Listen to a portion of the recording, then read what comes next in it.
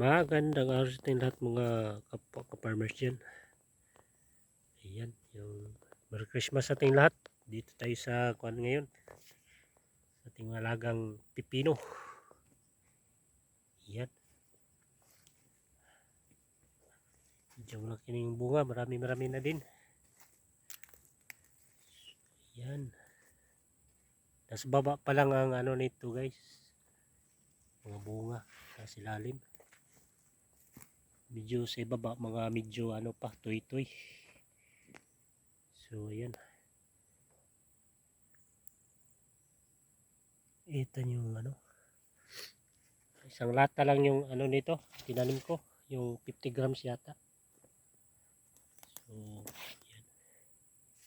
Harvest tayo bukas. So dito tayo sa kabila. Ayan. Medyo may pa isa na din. Medyo malaki na.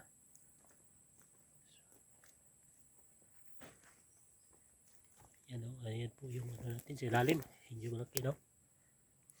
Ayan. So ayan. Itong anong edad nito guys. Nasa ano na. 40 days na to. Kasi yung iba hindi magkapantay. Yung iba kasi namatay yung ano. Yung iba. So pero hindi ano lang. Kaunti lang yung ano namatay. So ito. Medyo parami-rami na. Nag-harvest na pala tayo nito ng ano 43 kilos sa nakarang araw. So bukas harvest tayo. Yan.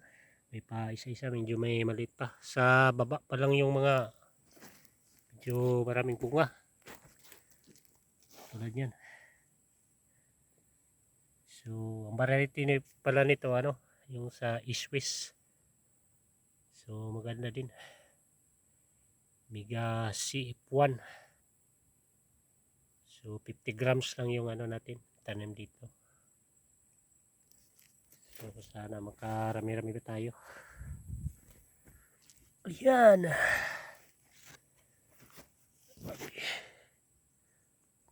Sige, hanggang dito lang muna. Maraming salamat sa iyong panonood.